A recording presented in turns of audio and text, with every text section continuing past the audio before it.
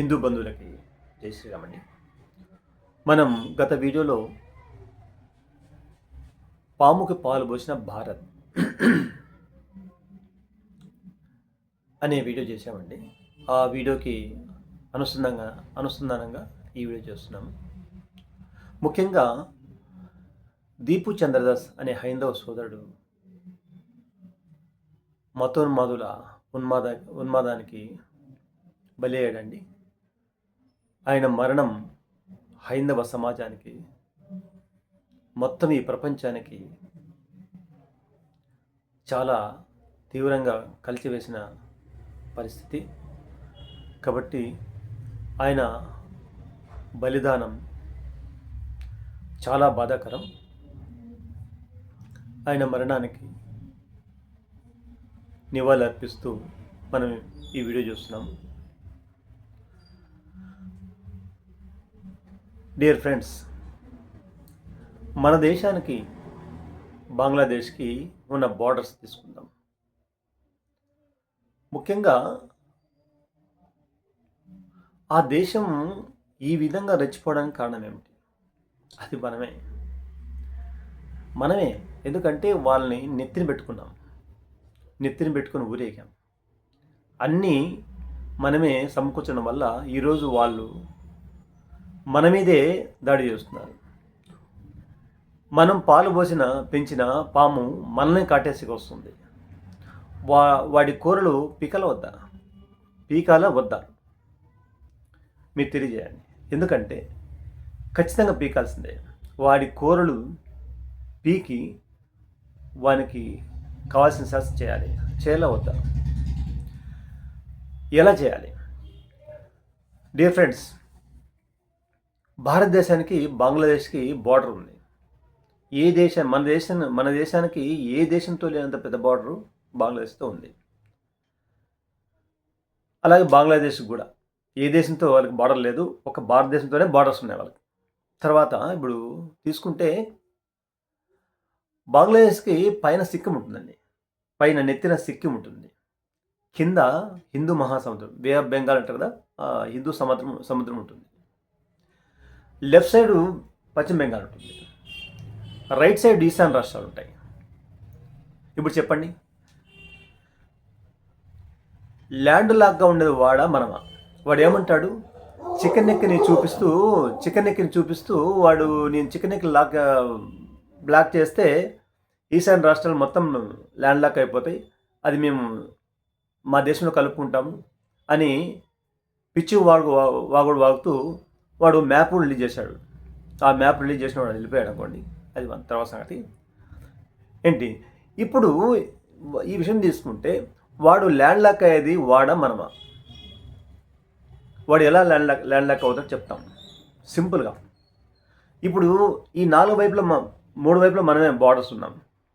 కింద భాగం ఒక్కటే సముద్రం ఉంది మనకి. అది కానీ మనం బ్లాక్ చేస్తే వాడు ఎక్కడికి కదలేడు, అష్టదిగ్బంధం అయిపోతాడు. అవునా కాదా? ఈ విషయం మనకు కూడా తెలుసు. ఇలా ఉండేవాడు ఇలా రెచ్చిపోతున్నా అంటే ఇంకా వాడు ఓ పాకిస్తాన్ లాగో ఇంకో రకంగా ఉంటే ఎలా ఉండేవాడు ఒకసారి ఊహించుకోండి. కాబట్టి మనం ఒకటే, వాడి క్లియర్గా చెప్పాలి. మేము తలుచుకుంటే నిన్ను పూర్తిగా ల్యాండ్ లాక్ చేస్తాము. చేసి చూపించాలి, చెప్పడంగా చేసి చూపించాలి. ఇంక ఆ పరిస్థితి వచ్చింది.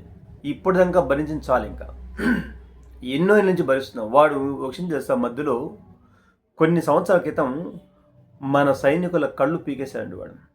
ఒక సందర్భంలో బార్డర్లో తెచ్చిన ఇష్యూ వచ్చినప్పుడు మన సైనికుల కళ్ళు పీకేసేవాడు. తెలుసా మీకు? ఇవన్నీ మనం ఇవన్నీ ఆన్ ది రికార్డు అని చరిత్ర.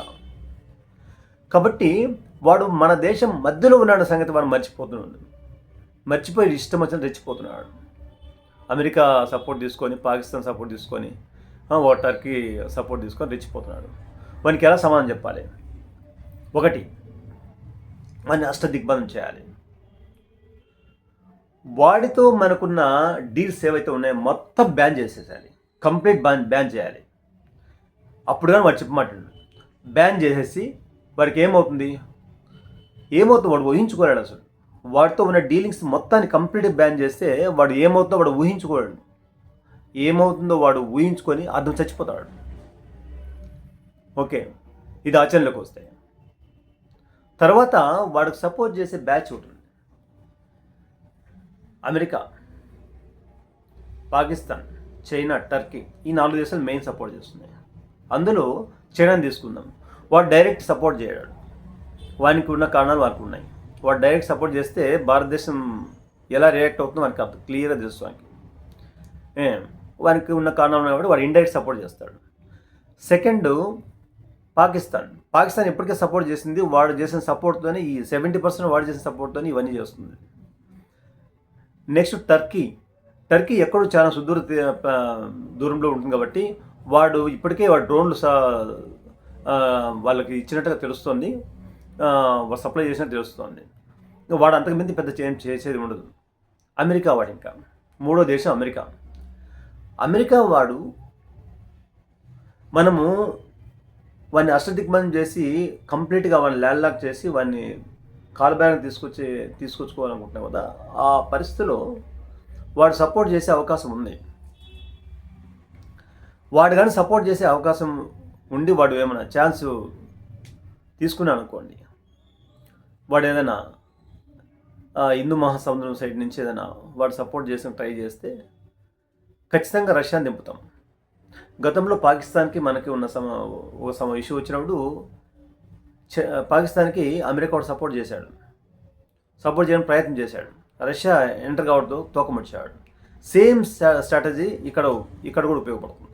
ఖచ్చితంగా వాడు వెనక్కి వెళ్ళిపోతాడు. రష్యా ఎంటర్ అయితే వాడికి కూర్చోబడిపోతుంది. వానికి మొగుడు రష్యానే. ఓకే, కాబట్టి ఇంకా వాడు ఎక్కడికి పోలేడు. ఆ ఛాన్స్ ఇప్పుడు రష్యాని రంగంలో దింపితే ఖచ్చితంగా వాడు గతంలో పాకిస్తాన్ సహాయం చేయడానికి వచ్చినప్పుడు ఇదే జరిగింది, అది రిపీట్ అవుతుందని తెలుసు వానికి. ఖచ్చితంగా రష్యా దిగుతుంది, అది మనకు తెలుసు. సో వాడు తోక ముడుస్తాడు. ఎటువైపు ఆలోచించినా కూడా వాడు అష్టదిగ్బంధం అయిపోతాడు. ఒకటి. రెండవది, బంగ్లాదేశ్తో మనము ఎన్నో నదులు షేర్ చేసుకుంటున్నాం. దాదాపుగా బంగ్లాదేశ్కి భారతదేశానికి అనుసంధానమై 50 నదులు ప్రవహిస్తున్నాయంటే నమ్మగలరా? 50 నదులు అంటే ఒక రికార్డు ప్రకారం 50 నదులు ప్రవహిస్తున్నట్లుగా ఆ రికార్డులు చెప్తున్నాయి. మనకున్న ఈ నదులకు సంబంధించిన ఏది ఉన్నా కూడా, ఏ ఒప్పందమైనా కూడా మొత్తం బ్యాన్ చేసేయాలి. ఒక్కసారిగా బ్యాన్ చేసి పడేయాలి. ఓకే, అన్నీ సమీక్షించాలి. వానికి నీళ్లు రావు, నీళ్లు పోవు, వానికి ఏ సరుకులు పోవు. ఇంపోర్ట్ ఖచ్చితంగా ఇండియా నుంచి తీసుకోవాడు. వాడికి వేరే దారి లేదు. ఇంకా ఇంపోర్ట్ చేసుకోవాలంటే తీసుకోవాలని కూడా ఇండియా నుంచి తీసుకోవాల్సిందే. వాడు మొత్తం బ్యాన్ చేసి పడేస్తాం. Complete block, land lock. వాడు సచ్చినట్లుగా కాలు బ్యాన్కి వస్తాడు. సచ్చినట్లు కాలు బ్యాన్కి రావాల్సిందే. కాబట్టి వాడిని అన్ని రకాలుగా బ్యాన్ చేయాలి. వాడు కాలు బ్యాన్కి వస్తాడు. 3, వాడు చికెన్ నెక్ అంటున్నాడు కదా, చికెన్ నెక్ని లాక్ చేస్తే ఈశాన్ రాష్ట్రాన్ని మా దేశంలో కలుపుకుంటామని ఏదో ప్రేలాపన చేశాడు. ఆ 20 కిలోమీటర్ ఉన్న చికెన్ నెక్ని 200 కిలోమీటర్ చేస్తాం. 7 సిస్టర్కి తోడుగా ఇంకో సిస్టర్ని తయారు చేస్తాం. అప్పుడు ఏం చేస్తాడు వాడు? కాబట్టి వాడికి సచ్చినట్లు కాలు బ్యాన్ రావాల్సిందే. ఈ స్ట్రాటజీ మొత్తం ఫాలో అయ్యి వాడిని అష్టదిగ్బంధం చేసి కాలు బ్యాన్ తీసుకొచ్చిన తర్వాత వానితో ఒక ఒప్పందం చేసుకొని వాడిని మెడలు వంచుతాం. వాడిని కూరలు పీకేస్తాం. ఖచ్చితంగా పీకేస్తాం.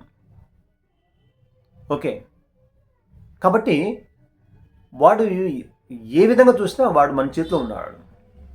అయినా కూడా వాడు పైకి ఎగురుతున్నాడు అంటే ఏమనుకోవాలి? మనం ఇంతవరకు ఉపేక్షించాలండి. ఇంకా ఖచ్చితంగా వాని కూరలు పీకాల్సిందే. పీకాలా వద్దా? వాని కూరలు పీకాలా వద్దా? వాని తొక్కి నార తీయాలా వద్దా? కామెంట్ పెట్టండి. నెక్స్ట్ వీడియో కోసం. జై హింద్.